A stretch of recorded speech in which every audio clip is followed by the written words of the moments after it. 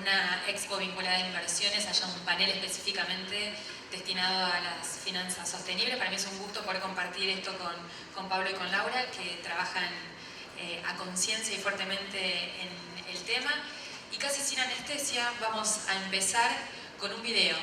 Un video que nos va a plantear un estado de situación del mundo, como para ir entrando en tema, ir entrando en la importancia que tiene que discutamos estos instrumentos en esta expo.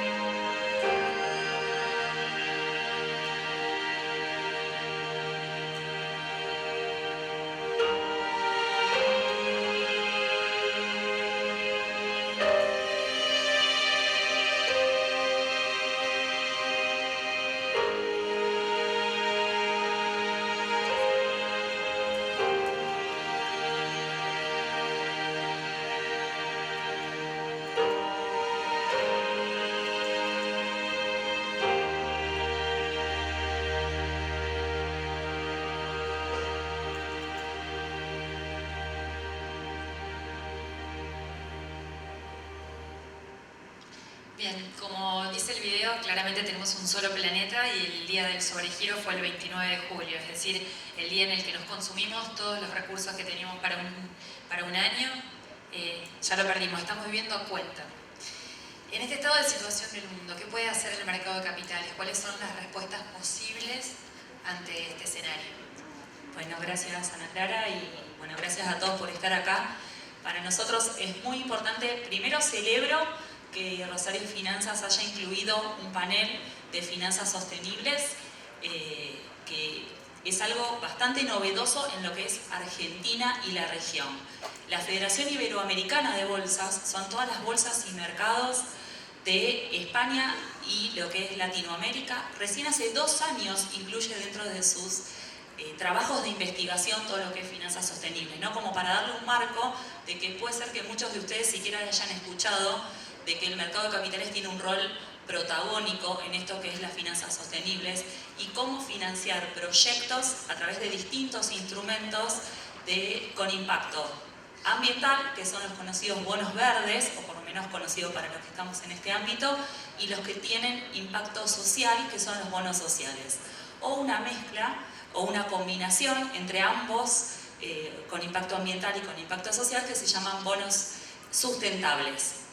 En ese marco es, digamos, empezar a pensar en forma diferente de que muchos de los instrumentos que nosotros conocemos y estamos habituados, que financian proyectos hoy reales, muchos de esos proyectos ya tienen impactos ambientales y sociales, ¿no? Entonces, el desafío de este panel es introducirlos en este mundo de los cuales el 80-90% ya es conocido por todos los que estamos acá, pero hay que empezar a cambiar la mirada y empezar a ver el mercado de capitales como un instrumento más para financiar y ayudar, como bien decía Ana, a esto que ya estamos llegando tarde. Y con respecto a eso, ya estamos llegando tarde. Pablo, que recorre el camino de la Fundación Vida Silvestre, que es pionera en estos temas, nos gustaría que nos cuentes este escenario a nivel global, una introducción para también seguir entrando en tema no solo de cuáles son los instrumentos, sino cuál es el contexto. Bueno, muchas gracias a ustedes por estar acá, a Expo Inversiones, porque esta es la segunda vez que estamos. Creo que fue hace 2 o 3 años y en ese momento la verdad es que había bastante poco hecho. Yo a través de esta pequeña presentación les voy a mostrar un poco cuál es el estado de situación. Y no voy a hablar de pajaritos y de yaguaretés y de ballenas, etcétera, sino que vamos a hablar de negocios, ¿no? Respecto del video que acabamos de ver. Bueno, en primer lugar, yo trabajo, además de trabajar en el mercado de capitales hace más de 20 años, trabajo en Fundación Vida Silvestre. Ustedes se preguntarán qué hace una ONG ambientalista hablando de estos temas. Bueno, esto tiene que ver básicamente con que el objetivo de Fundación Vida Silvestre y WWF es básicamente preservar el capital natural, producir y consumir mejor, cuidando la conservación, la biodiversidad. Bueno, para eso es fundamental que el sector financiero esté alineado y que se puedan llegar a redireccionar los flujos financieros tal como lo dice el Acuerdo de París, el Papa Francisco, la encíclica, etcétera, etcétera. Para eso, WWF, de quien Fundación Vida Silvestre es el asociado en la Argentina, tiene una práctica de finanzas con aproximadamente 60 personas distribuidas en todo el mundo, principalmente en las oficinas de Europa, varias en Brasil, yo trabajo con Argentina y así en otros casos. No estaría... ¿Me las pasás vos? ¿Vos? Dale.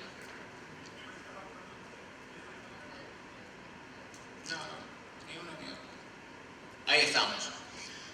¿Por qué es importante el sistema financiero? Bueno, porque si tenemos en cuenta cuál es la relación entre el crédito al sector privado con el Producto Bruto Interno del mundo, eso da 130%, independientemente de que en Argentina estemos en el 13%. Entonces todo el mundo en el exterior sabe que si no funciona el sistema financiero para cuidar de la biodiversidad y para calmar todo el combate contra el cambio climático, esto no va a funcionar. Además, el gap que existe actualmente para combatir el cambio climático y evitar el calentamiento global está dado básicamente por 2 acuerdos, el Acuerdo de París y el Acuerdo de los ODS.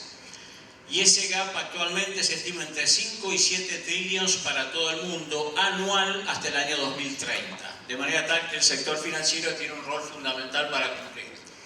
Viéndolo desde otro punto de vista, el foro de Davos, que nosotros sabemos que se reúne todos los enero y estamos siempre viendo a ver si va uno, si va otro, hace siempre, cada año, desde hace 12 años, una encuesta respecto de los riesgos.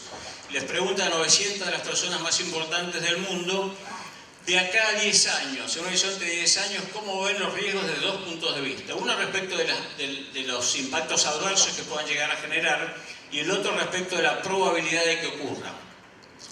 Esos son en total unos 30 riesgos divididos en estos 5 grupos.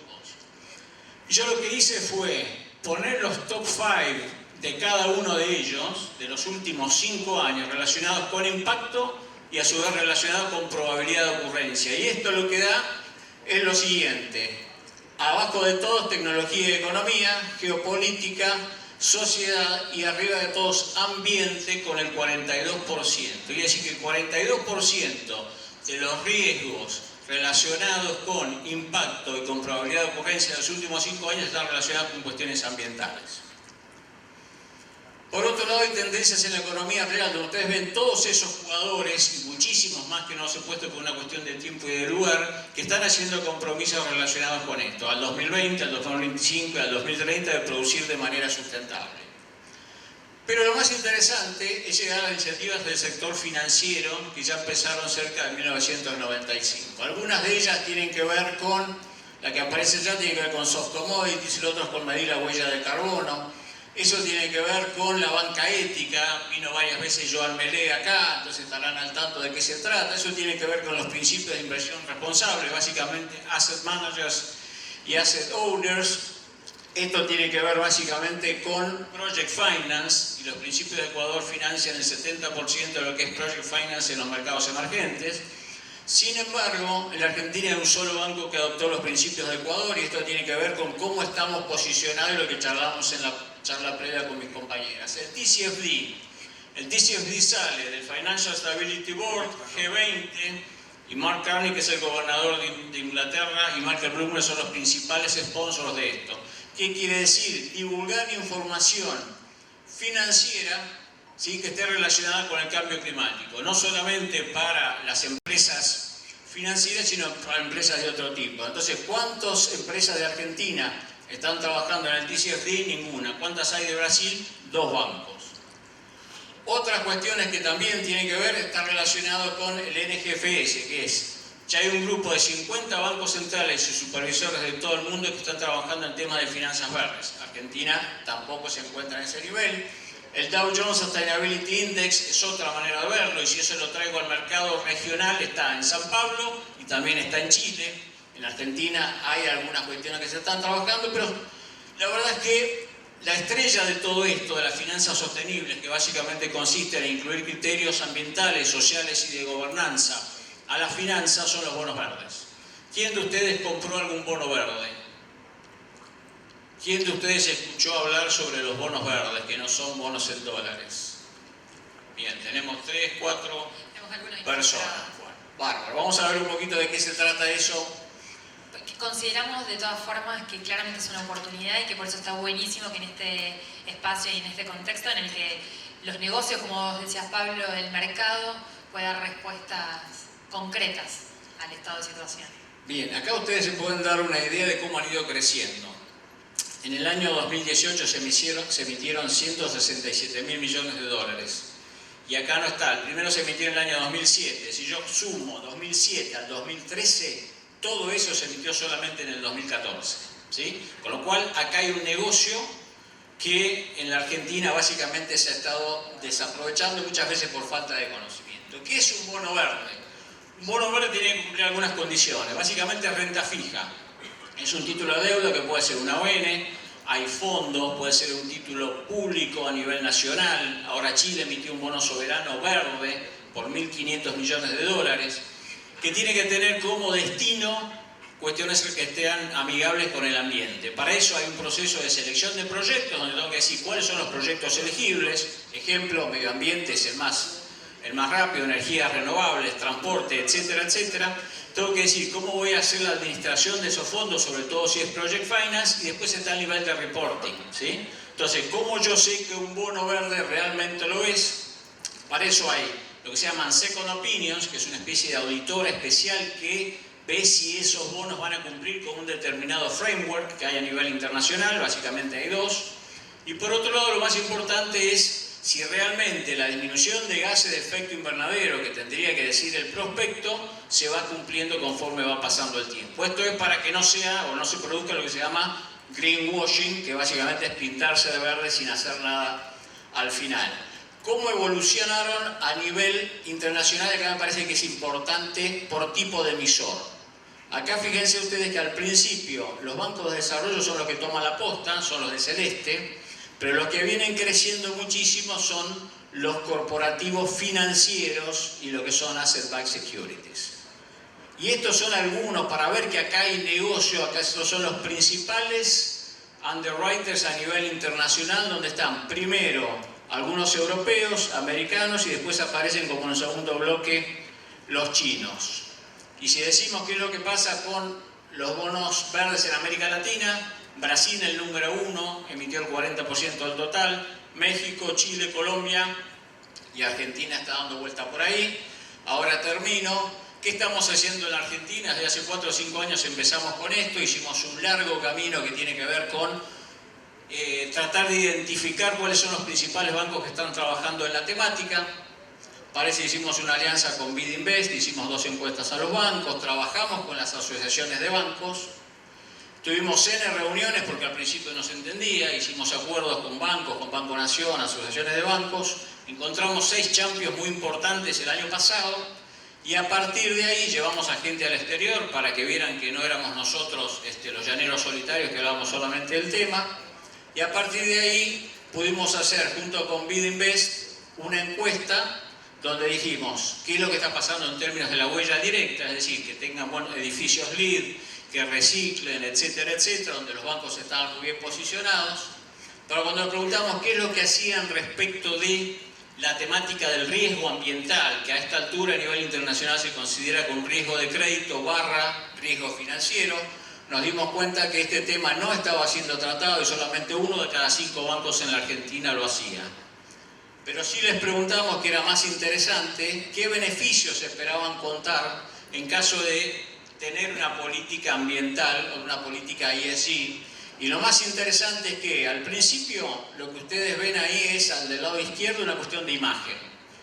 Quieren acotar el riesgo reputacional. Lo que ven a la derecha tiene que ver con el tema de fondeo.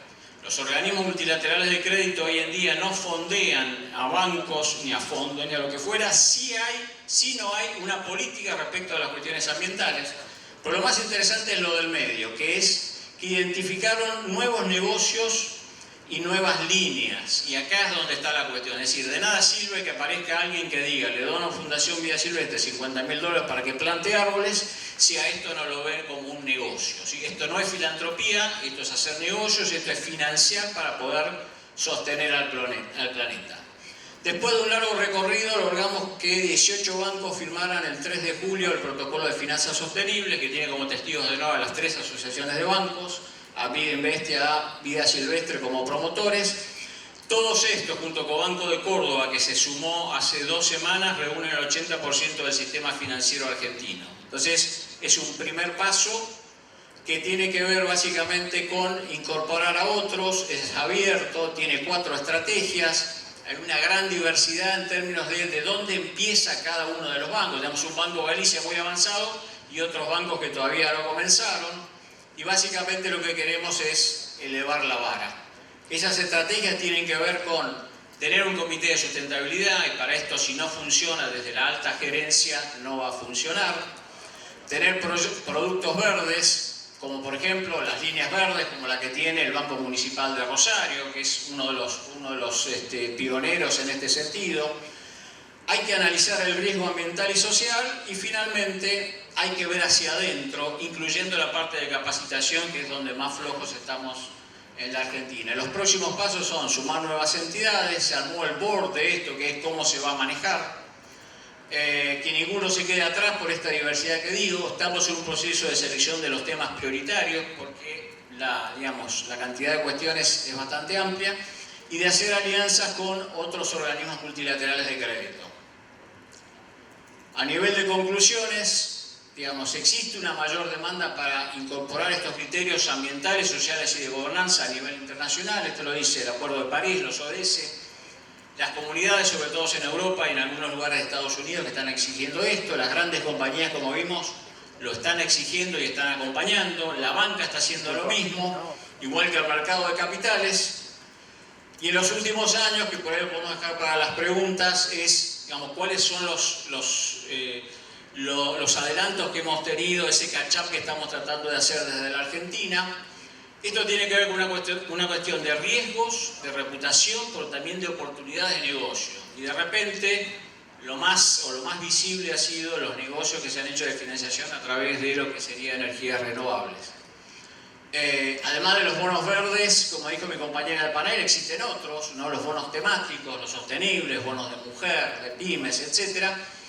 Y la pregunta para terminar es, ¿qué es lo que estamos haciendo ahora, o qué es lo que yo creo que hay que hacer ahora en el mientras tanto? Porque todo el mundo va a decir, no sé a cuánto cerró el ERIC, pero bueno, estamos hablando del 60, del 70%. Creo que es el momento de prepararse, porque estos bonos no se emiten de un día para el otro. Hay que asesorarse, hay que ver quiénes son los que compran estos bonos, escuchar lo que hizo Chile, que emitió el primer bono soberano hace muy poquito a tasas muy bajas, etcétera, etcétera. Y con eso termino para tratar de dar un poco de panorama general. Bueno, excelente la presentación de Pablo en el contexto general, y de eso quiero tomar algunas cuestiones como para bajarla a lo que desde la bolsa, que nosotros adherimos también a ODS hace muy poquito, es todo lo que tiene que ver con el emisor y con el inversor de estos, ¿no? Y cuando Pablo describía todo lo que tiene que ver con la emisión de un bono, yo recorría todo lo que exige hoy el regulador para emitir un instrumento, una obligación negociable, un fondo común de inversión cerrado, un fideicomiso financiero en donde los fondos estén destinados a esto, y no es mucho más de lo que hoy cualquier emisor en oferta pública necesita publicar. O sea, cualquier empresa que necesita financiar un proyecto de inversión y lo va a hacer a través del mercado de capitales tiene que contar para qué va a usar esos fondos, independientemente sea un proyecto sostenible o no. Entonces, para una empresa, el cambio de paradigma de empezar a pensar en proyectos sostenibles es, si ya tengo que contar, si mi proyecto es un proyecto que tiene un impacto ambiental, es de la misma forma contarlo, por supuesto, como también decía Pablo, teniendo en cuenta una segunda opinión, alguien escéptico, alguien de afuera, que nos diga realmente en un inicio, es un proyecto, es un bono verde, durante el transcurso del proyecto los fondos fueron aplicados realmente a ese proyecto y al final qué resultados hubo. ¿Y esto por qué? Del otro lado, del buy side, digamos, el que compra esos fondos, esos proyectos, hoy en general son fondos, como también bien decía Pablo, bancos y demás, tienen que confiar en esto. O sea que esta segunda opinión tiene que ser alguien reconocido que descanse la entidad que financia esto en esta opinión, ¿no? Entonces, como para acercar un poco más lo que es esto de bonos verdes o sostenibilidad, lo que hoy pasa en el mercado de capitales, adelanto un poco, la Comisión Nacional de Valores este año recién reguló lo que son la emisión de bonos verdes, emitiendo unos lineamientos, y BIMA emitió también su guía, ¿no? Todavía no se ha emitido ningún bono verde dentro del mercado de capitales con estas características, pero sí hubo otro tipo de financiamientos a proyectos sostenibles. Entonces los invito a pensar ya desde otro lado, de que no es realmente tan alejado lo que hoy ya tiene el mercado de capitales. Y para cerrar, cuando Pablo decía países emergentes, y por lo menos me pasó a mí cuando empecé a escuchar todo esto, nosotros pensamos en nosotros, en Latinoamérica, y la verdad que lo que ha crecido en los países emergentes de Asia en todo lo que es sostenibilidad es realmente muy significativo, lo dicen todos los informes de la World Federation, realmente es algo que nosotros nos hemos quedado y es una gran oportunidad para aprovechar. Totalmente, y retomando esa oportunidad, efectivamente los emisores están buscando bonos sostenibles, están buscando proyectos. Recién hablaba de cuáles son los proyectos o cuáles son, a modo general, algunos que han recibido financiamientos, como por ejemplo energía. Nos gustaría profundizar eso, si podés, Pablo, en casos concretos, para visualizarlo, para aterrizarlo lo más posible y para también entender esto, que detrás de la sostenibilidad hay negocios. Y lo bajamos a la Argentina, ¿no? Si uno ve a nivel global, el use of proceeds de todos los bonos verdes emitidos es 1/3 para energías renovables y eficiencia energética. A nivel de la TAM estamos hablando del 42% y a nivel de Argentina es casi el 100%, ¿no? ¿Cómo fue esto? Empieza el bono de la provincia de La Rioja en el año 2017, emite 200 millones para energía eólica. Después reabre ese bono y son 100 millones más. En el mismo año, en septiembre del 2017, aparece la provincia de Jujuy. La provincia de Jujuy lo que dice es: tengo un parque solar para fondear, 200 millones más. Después aparece, bueno, lo más interesante de esto es que a mí, en su momento de banquero de inversión, me tocó trabajar muchísimo con provincias y municipios, organizando y colocando. En esos momentos, el use of proceeds era básicamente repagar deuda o en algunos casos gastos corrientes. Entonces el salto de calidad, es decir, voy a repagar deudas, voy a repagar pasivos o voy a pagarle el sueldo a los empleados públicos, a decir, voy a armar un parque de energías renovables, es un salto de calidad muy importante que se le da. Desde el lado del sistema financiero, el año pasado Banco Galicia emitió un bono por 100 millones de dólares, el bono sostenible después, hacia fines del año pasado, por parte de el BICE, y un préstamo verde, que es algo más o menos parecido, pero el primero de América Latina fue por Itaú. Cuando uno ve el destino de todos estos, los dos primeros son claramente energías renovables y los otros, prácticamente un 70% también es energías renovables. Entonces estamos hablando de un mercado muy importante para una Argentina que tiene una gran potencialidad, si bien no todo tiene que circunscribirse a lo que es energías renovables.